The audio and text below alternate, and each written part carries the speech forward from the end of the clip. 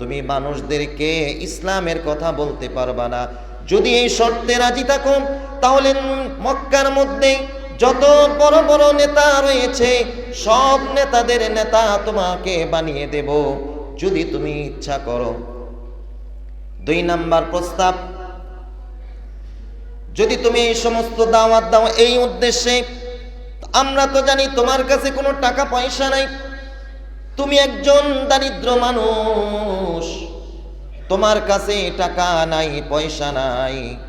তুমি যদি চাও তাহলে এই মক্কার মধ্যে যত বড় বড় ধনী রয়েছে সমস্ত ধনীদের ধনী তোমাকে বানিয়ে দেব। দরকার হলে প্রত্যেকের ঘরে ঘরে গিয়ে চাঁদা তুলে তুলে তোমাকে সব থেকে বড় ধনী বানিয়ে দেব। তারপরেও তুমি তোমার নতুন ধর্মের দাওয়াত দেওয়া বন্ধ রাখবা। আল্লাহ রাসূল সাল্লাল্লাহু আলাইহি ওয়াসাল্লাম দুনিয়ার মধ্যে হায়াত পেয়েছিলেন সর্বমোট 63 বৎসর।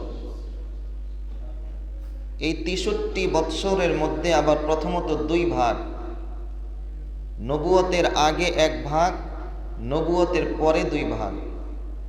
অর্থাৎ নবুয়তের আগে 40 বৎসর এবং নবুয়ত পাওয়ার পরে 23 বৎসর, যোগ কয় বছর হলো? 63 বৎসর। নবুয়ত পাওয়ার পরে আবার এই 23 বৎসর 2 ভাগে বিভক্ত হয়েছে। কয় ভাগে? 2 ভাগে। মক্কা নগরীতে 13 বৎসর আর মাদানী জিন্দিগির মধ্যে 10 বৎসর। 10 আর 13 কত হয়? 23। মক্কায় যেই 13 বছর ছিলেন এই 13 বছরের মধ্যেও আবার কয়েকটা ভাগ রয়েছে। আল্লাহ রাসূল সাল্লাল্লাহু আলাইহি ওয়াসাল্লাম নবুয়ত পাওয়ার পরে যেই 13 বৎসর মক্কায় তিনি অবস্থান করেছিলেন, এই অবস্থানরত অবস্থায় প্রথম 2 বৎসর আল্লাহ রাসূল ইসলামের দাওয়াত এবং কালিমার দাওয়াত, আল্লাহর একত্ববাদের দাওয়াত প্রথম 2 বৎসর খুব গোপনে নীরবে, কেউ যেন না জানে, চুপিসারে মানুষের কাছে পৌঁছিয়েছিলেন।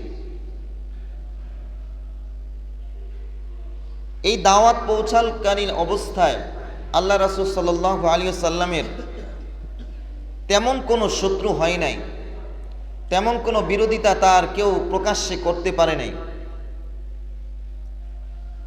যখন আল্লাহ রাসূল সাল্লাল্লাহু আলাইহি ওয়াসাল্লাম গোপনে গোপনে 2 বৎসর ইসলামের দাওয়াত দিতে লাগলেন, সংখ্যাগরিষ্ঠ কিছু মুসলমান, কিছু মানুষ ইসলামের ছায়াতলে এসে মুসলমান হয়।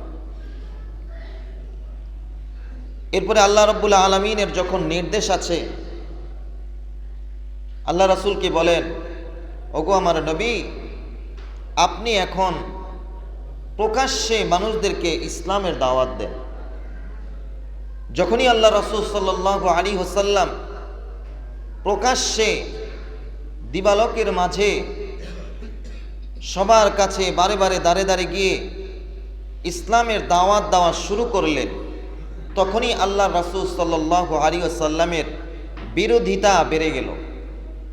তাহলে এখন আপনারা বলেন তো, প্রথম যেই 2 বৎসর গোপনে গোপনে দাওয়াত দিয়েছিলেন আর প্রকাশ্যে যখন দাওয়াত শুরু করলেন, তো প্রথমে যেই 2 বছর যতটুকু বিরোধিতা ছিল, এই পরের 3 বছর এসে বিরোধিতা বাড়ছে না কমছে? বাড়ছে। ঠিক তদ্রূপভাবে যে কেউ সত্যের পথে চলবে এবং সত্যের আওয়াজ তুলবে, হকের কথা বলবে এবং আল্লাহ তাআলাকে রাজি খুশি করার জন্য হকের উপরে হাঁটবে, তখনই বিরোধিতা এবং বাতিল শক্তি তার পিছনে লেগে যাবে। ঠিক কিনা বলেন? আল্লাহর নবী সাল্লাল্লাহু আলাইহি ওয়াসাল্লাম নবুয়ত পাওয়ার পরে যখন তিনি প্রকাশ্যে ইসলামের দাওয়াত দিতে লাগলেন, ইসলামের শত্রুগুলো, বেঈমানগুলো আল্লাহ রাসূলের বিরোধিতা আগের তুলনায় বেশি করতে লাগলো। সবার মাথা নষ্ট হয়ে গেল, সবাই বলা বলি করতে লাগলো, মুহাম্মদ সাল্লাল্লাহু আলাইহি ওয়াসাল্লাম নতুন ধর্ম নিয়ে আসছে, নতুন দিন নিয়ে আসছে। এই ধর্ম আর দিনের কারণে আমাদের বাপ দাদা যেই ধর্ম দিন রেখে গিয়েছে, মানুষ এই দিন ধর্মকে খারাপ বলতেছে। বড় বড় লিডার মক্কায় যারা ছিলেন, সবার মাথা নষ্ট হয়ে গেল। কি করবে বুঝতে পারতেছেন না। সবাই বারবার গোল মিটিং বসায় যে মুহাম্মদ 40টা বছর তো খুব ভালো ছিল, তার কোনো ব্যাকগ্রাউন্ড ছিল না, তাকে সবাই সত্যবাদী জানে, ভালো একজন মানুষ হিসেবে সবাই চিনে, এবং সে একজন ইনসাফগার মানুষ, তার সুনামের কোনো ঘাটতি ছিল না। কিন্তু এই মানুষটা হঠাৎ করে 40 বছর পার হওয়ার পরে কেমন নতুন একটা ধর্ম নিয়ে আসলো, যেই ধর্মের কথা মানুষ শুনে আর সাথে সাথে ইসলামের ছায়া তলে এসে মুসলমান হয়ে যায়। একদিন আল্লাহর নবী সাল্লাল্লাহু আলাইহি ওয়াসাল্লাম কাবার এক চত্বরে এক পার্শ্বে বসে আছেন একাকী নীরবে, আরেক পার্শ্বে আবু জাহেল, উতবা, শাইবা, আবুল ওয়ালিদ নামক বড় বড় লিডাররা, কাফেররা বসে গোল মিটিং করতেছে। হঠাৎ করে নবী মুহাম্মদ মুস্তাফা সাল্লাল্লাহু আলাইহি ওয়াসাল্লামের আলোচনা সে তারা তুলে দিল। আবুল ওয়ালিদ হঠাৎ করে সবাইকে বলল, আমাদের মাঝে যে ছিলেন তিনি খুব ভালো মানুষ মুহাম্মদ, সে হঠাৎ করে মানুষদেরকে নতুন ধর্মের দিকে মানুষদেরকে দাওয়াত দিতেছেন। কি হয়ে গেল? সে কেন এই কাজটা করতেছে? আমাদের বাপ দাদার ধর্ম, যেটা আমাদের পূর্বপুরুষরা করে গিয়েছিল, ওই ধর্মকে সে গালাগালি করতেছে, খারাপ বলতেছে। সে শুধু এক রবের দাওয়াত দিতেছে মানুষদেরকে। চিৎকার করে বলুন, সেই রবের নাম কি? আবুল ওয়ালিদ সবাইকে বলল, আপনারা যদি আমাকে সমর্থন করেন, মুহাম্মদ ওই যে কাবার ওই চত্বরে বসে আছে একাকী, আপনারা যদি সমর্থন করেন, তাহলে আমি মুহাম্মদের কাছে 3টা প্রস্তাব নিয়ে যেতে চাই। এই 3টা প্রস্তাবের যে কোনো একটা অথবা 3টাই যদি গ্রহণ করে, তাহলে আমি তাকে বলবো সে যেন এই 3টা প্রস্তাব গ্রহণ করে তার এই দিনের ধর্মের প্রচারকে সে চিরতরে বন্ধ করে দেয়। নাউজুবিল্লাহ। সবাই বলল, ঠিক আছে, কোনো সমস্যা নাই, তুমি যাও মুহাম্মদের কাছে গিয়ে 3টা প্রস্তাব করো, দেখো গিয়ে তার কাছে সে কি বলে। তখন আবুল ওয়ালিদ ওই কাফেরের মিটিং থেকে উঠে আল্লাহর নবী সাল্লাল্লাহু আলাইহি ওয়াসাল্লাম কাবা শরীফের যেই চত্বরে একাকী বসা ছিলেন, সেখানে গিয়ে আবুল ওয়ালিদ আল্লাহর নবীর সামনে বসে গেল। বসে গিয়ে আল্লাহর নবীকে 3টা প্রস্তাব করলো। কয়টা প্রস্তাব? কয়টা? মনোযোগ আছে তো? 1 নাম্বার প্রস্তাব করলো, ও মুহাম্মদ, 40টা বছর তোমাকে আমরা ছোট থেকে 40 বছর পর্যন্ত দেখেছি, তুমি জীবনে কোনোদিন কোনো মিথ্যা কথা বলো নাই, জীবনে কোনোদিন কোনো ফাউল কথা বলো নাই, তোমার চলাফেরা এত সুন্দর, এত চমৎকার। 40টা বছর তুমি আমাদের কলিজার টুকরা ছিলা এবং আমাদের চোখের সুরমা ছিলা তুমি। আল্লাহর নবীকে এইভাবে বলতেছে, তুমি একজন জনপ্রিয় মানুষ, মক্কার ছোট থেকে বড় এবং আবাল থেকে যত ধরনের মানুষ হয়েছে, নারী পুরুষ নির্বিশেষে সবাই তোমাকে ভালো জানে, সবাই তোমাকে মহব্বত করে। কিন্তু কিছুদিন হলো, কয়েক বছর ধরে তোমার কি হয়ে গিয়েছে? তুমি মানুষদেরকে আমাদের বাপ দাদার ধর্মের ব্যাপারে উল্টা পাল্টা বুঝাইতেছো, আর তুমি নতুন ধর্মের দাওয়াত দিয়ে যাইতেছো। ও মুহাম্মদ, তোমার কাছে আমি 3টা প্রস্তাব নিয়ে আসছি। তুমি যদি মনে করো এই যে তুমি যেই নতুন ধর্মের দাওয়াত দিতেছো মানুষদেরকে, এটা তুমি নেতা হওয়ার জন্য করতে চাইতেছো, নেতৃত্বের লোভ যদি তোমার মধ্যে ঢুকে থাকে, তাহলে বলো যে তোমার ভিতরে নেতৃত্বের লোভ আছে। যদি তুমি বলো মক্কার যত নেতা রয়েছে সমস্ত নেতাদের নেতা তোমাকে বানিয়ে দেব, তারপরেও তুমি তোমার নতুন ধর্মের দাওয়াতকে ছেড়ে দিবা, তুমি মানুষদেরকে ইসলামের কথা বলতে পারবা না। যদি এই শর্তে রাজি থাকো, তাহলে মক্কার মধ্যে যত বড় বড় নেতা রয়েছে সব নেতাদের নেতা তোমাকে বানিয়ে দেব, যদি তুমি ইচ্ছা করো। 2 নাম্বার প্রস্তাব,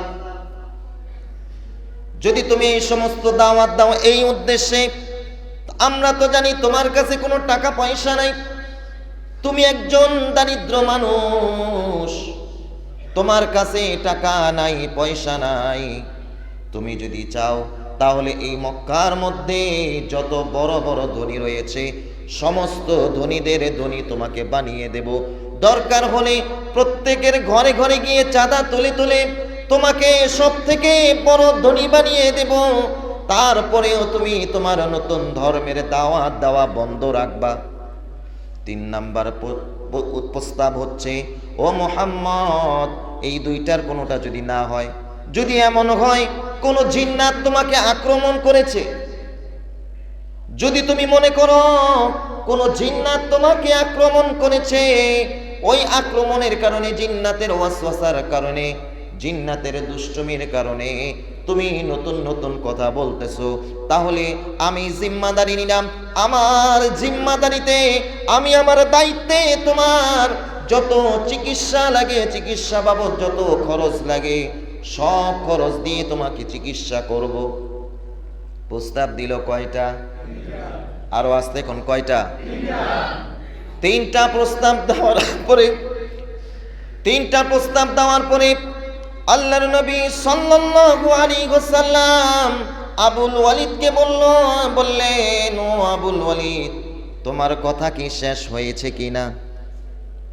আবুল ওয়ালিদ বলল, হ্যাঁ হ্যাঁ, আমার কথা শেষ হয়েছে।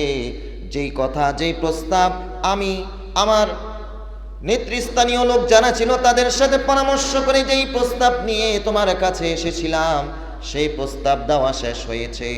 আল্লাহর নবী সাল্লাল্লাহু আলাইহি ওয়াসাল্লাম তার এই 3টা প্রস্তাব যখন দেয় কোনো কথা বলেন নাই, নীরবে নিশিতে আল্লাহর নবী সাল্লাল্লাহু আলাইহি ওয়াসাল্লাম 3টা প্রস্তাবের কথা শুনলেন।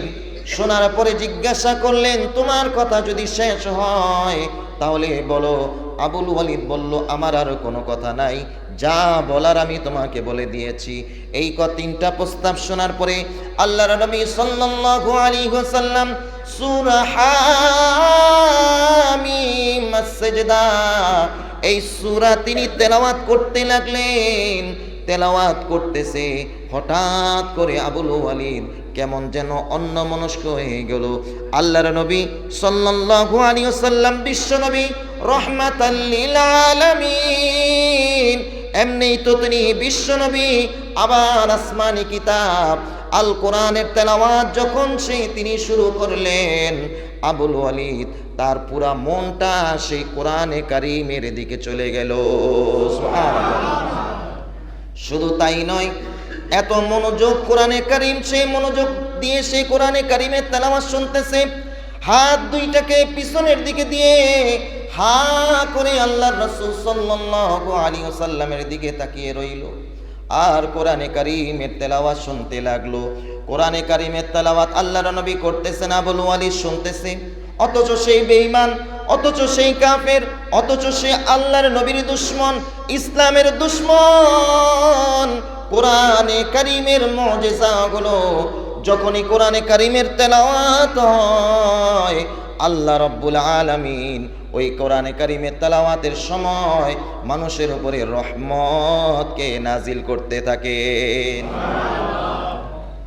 কোরআনে কারিমের তেলাওয়াত করতেছেন, নবী আর কাফের শুনতেছে মনোযোগ সহকারে। শুনতে শুনতে হাদিসের মধ্যে আসছে, যখন হামিমাস সিজদার ওই সিজদার আয়াত আল্লাহর নবী পড়লেন, পড়ার সাথে সাথে আল্লাহর রাসূল সাল্লাল্লাহু আলাইহি ওয়াসাল্লাম ওই আয়াতকে থামিয়ে দিয়ে সাথে সাথে জমিনে লুটে গেলেন, সিজদা করতে লাগলেন। আর আল্লাহ রাসূল সাল্লাল্লাহু আলাইহি ওয়াসাল্লামকে দেখে দেখে আবুল ওয়ালিদ নিজের অজান্তে সেও সিজদায় পড়ে গেল। সুবহানাল্লাহ। কোরআনে কারিমের এটা হচ্ছে মুআজিজা। কোরআনে কারিম যেখানে তেলাওয়াত হয় সেইখান থেকে শয়তানও টিকে থাকতে পারে না, শয়তানকে ভাগিয়ে দেন কে? আবুল ওয়ালিদ আল্লাহর রাসূল সাল্লাল্লাহু আলাইহি ওয়াসাল্লামের জবান মোবারক থেকে এই হামিমাস সিজদার তেলাওয়াত শুনে যখন সে উঠে গেল, ওই যে কাবা শরীফের ওই পাশে লিডাররা বসা ছিল, মনে আসেনি? ওই যে ওই পাশে বসা ছিল, তাদের কাছে যাইতেছে। দূর থেকে আবু জাহেল আবুল ওয়ালিদের চেহারার দিকে তাকাইল, তাকিয়ে বলতেছে, যেই আবুল ওয়ালিদ যেই চেহারা নিয়ে যেই মনোভাব নিয়ে মুহাম্মদের কাছে গেছে, ওই চেহারা নিয়ে সেই মনোভাব নিয়ে আবুল ওয়ালিদ আসতেছে না। মুহাম্মদ হয়তো এমন কিছু করেছে। দেখো আবুল ওয়ালিদের চেহারার দিকে তাকিয়ে তার চেহারা এবং চলনের মধ্যে পরিবর্তন চলে আসছে।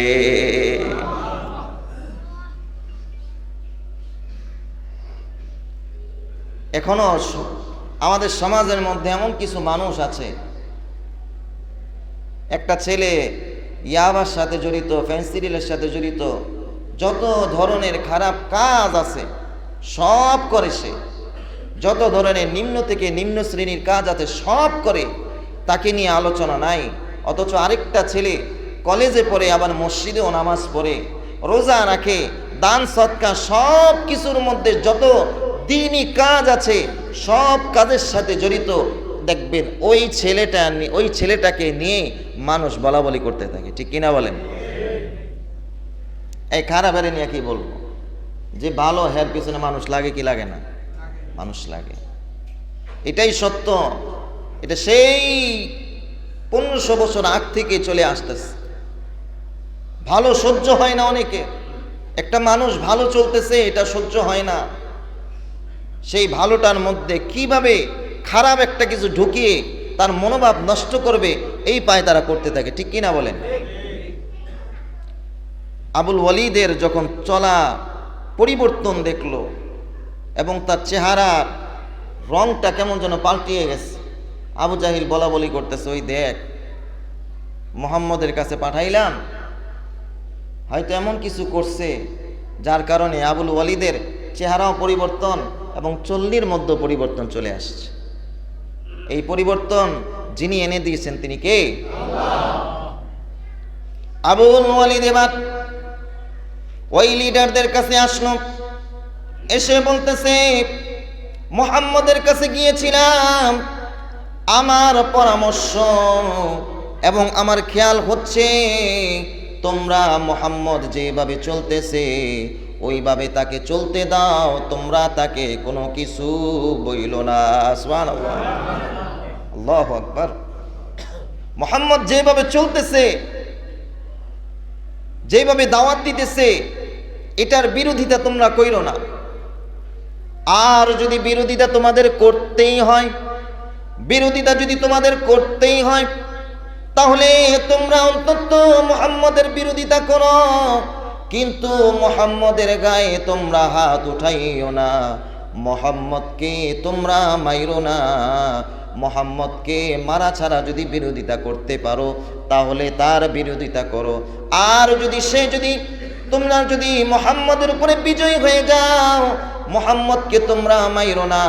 আর যদি মুহাম্মদ কোনোদিন বিজয়ী হয়ে যায় তাহলে শুনে রাখো, মোহাম্মদ তো আর অন্য দেশের মানুষ না, অন্য এলাকার মানুষ না, সে বিজয়ী হইল তো আমাদের সন্তানই বিজয়ী হয়েছে। সুবহানাল্লাহ। কি মনোভাব নিয়ে গেল আর কি মনোভাব নিয়ে ফিরে আসলো।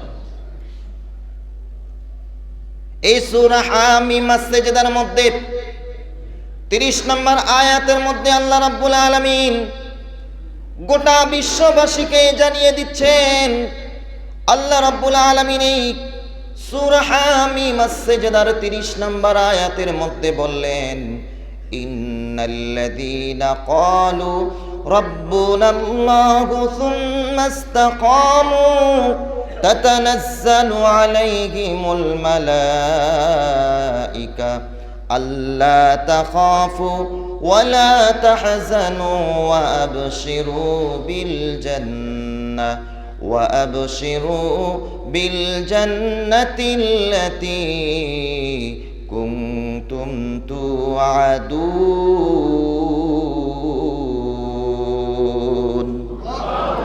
আল্লাহ রাব্বুল আলামিন বলতেছেন, ও মানুষরা তোমরা শোনো, যেই সমস্ত বান্দারা বলে ইন্নাল্লাযীনা ক্বালু রাব্বুনাল্লাহ,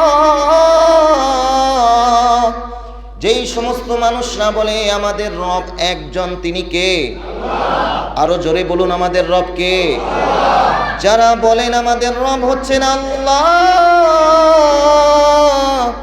যারা এই কথা বলে সুম্মাস্তাকামু, এবং এই কথার উপরে এক থাকে, অটুট থাকে, এই কথা থেকে কোনোদিন বিচ্যুত হয় না। যত ধরনের বাধা আসুক, বিপত্তি আসুক, যেমন আল্লাহ রাসূল সাল্লাল্লাহু আলাইহি ওয়াসাল্লাম বলেছিলেন, ইন্নাল্লাযীনা ক্বালু রাব্বুনাল্লাহ, আল্লাহর নবীর কাছে 3টা প্রস্তাব আসছে। ক্ষমতার লোভ, ক্ষমতার প্রস্তাব আসছে, এবং টাকা পয়সার প্রস্তাব আসছে। আল্লাহ রাসূল সাল্লাল্লাহু আলাইহি ওয়াসাল্লাম 3টা প্রস্তাবের কোনো প্রস্তাবেই গ্রহণ করে নাই, বরং তিনি গ্রহণ করেছেন, আল্লাহকে বলেছি আমাদের রব হচ্ছেন আল্লাহ, এই কথার উপরে আমি অটুট থাকলাম, এই কথার উপরে আমি এক থাকলাম। দুনিয়ার যত লোভ লালসাই আসুক না কেন, যত বড় ধরনের বড় ক্ষমতা আমার কাছে আসুক না কেন, কোনো পরিস্থিতিতেই আমি আমার এই কথা থেকে আমি পিছু পাও হব না। কিন্তু আমাদের অবস্থা হচ্ছে, আমাদের অবস্থা কেমন? আমরা মুখে বলি আমাদের রব হচ্ছেন আল্লাহ, আমরা এই কথা বলি, আবারও যদি দেখি মায়ের আসতেছে তখন আমরা পালিয়ে যাই, ঠিক কিনা? কথা বলেন না? আমরা এই মসজিদে বললাম আমাদের রব হচ্ছেন আল্লাহ, জুমার নামাজে বললাম আমাদের রব আল্লাহ, আসরের সময় সেই রবের কোনো খবর থাকে না। কথা ঠিক কিনা? যদি এই কথার উপরে আমরা যদি ইস্তেকামাত থাকতাম, আমরা যদি এই কথার উপরে এক থাকতাম, আমরা ফজরেও বলতাম আমাদের রব আল্লাহ, আমরা জোহরেও বলতাম আমাদের রব আল্লাহ, আসরেও বলতাম আমাদের রব আল্লাহ, জোহরের সময়ও বলতাম আমাদের রব আল্লাহ, 5 ওয়াক্ত নামাজে মসজিদে হাজিরা দিয়ে বলতাম যে আমি জবানে তো বলেছি আমাদের রব আল্লাহ, হাজিরা দেওয়ার মাধ্যমেও বলতাম আমাদের রব কে? আল্লাহ। কিন্তু এই কথা হয়? জুমার সময় কত সুন্দর মসজিদ ভরে যায়, নিচতলা, দোতলা, 3তলা, 4তলা, 7তলা, রাস্তাঘাট সব ভরে যায়। এরপরে আর কোনো খবর থাকে না। মসজিদ তার জায়গায় সেই পড়ে থাকে, আর আমরা ব্যস্ত হয়ে যাই আমাদের কাজকর্মে, আমরা আমাদের দুনিয়া নিয়ে ব্যস্ত হয়ে যাই। কথা ঠিক কিনা বলেন? তাহলে এই কথার সাথে তো আমরা একমত হইলাম না। যদি আল্লাহকে আল্লাহ হিসেবে মানতে চাই, যদি বলি আমাদের রব আল্লাহ, যদি এই কথা জবানে বলি, তাহলে এই কথার বাস্তবায়ন করতে হবে 6 জীবনে। কয় জীবনে? আওয়াজ হয় নাই, কয় জীবনে? রাজি আছি ইনশাআল্লাহ? 6 জীবনে এই কথাকে বাস্তবায়ন করতে হবে। যে বলবে আমাদের রব আল্লাহ, সে তখন তার ব্যক্তি জীবনেও রব মানবে একজনকে, তিনি কে? যদি তার ব্যক্তি জীবনে জবান দিয়ে বলে আমার রব আল্লাহ, তখন তার ব্যক্তি জীবনে তাকে মানতে হবে তার রবকে। কিন্তু ব্যক্তি জীবনে রবকে রব হিসেবে আমরা মানতে রাজি নাই। জবান দিয়ে যদি বলি যে এই জুমার পরে বেঈমানদের বিরুদ্ধে গণমিছিল আছে, কে কে যাইবেন? সবাই বলবেন ইনশাআল্লাহ আমি যাবো। হাত তোলে কি তোলে না? তোলে কি না? যদি বলি হাত তুলে খুব একদম সাত বেদ করে আসমান উঠায় দেয়। কিন্তু নামাজের পরে দেখা যায় যারা যারা হাত তুলেছিল 10 ভাগের 1 ভাগও পাওয়া যায় না, ঠিক কি না? তাইলে আপনি যে বললেন আমার রব আল্লাহ, তাহলে ব্যক্তি জীবনে আপনাকে যখন ডাকা হইল তোমার ব্যক্তিত্বকে আল্লাহর জন্য কুরবানি করো, এটা তোমার রইল কই?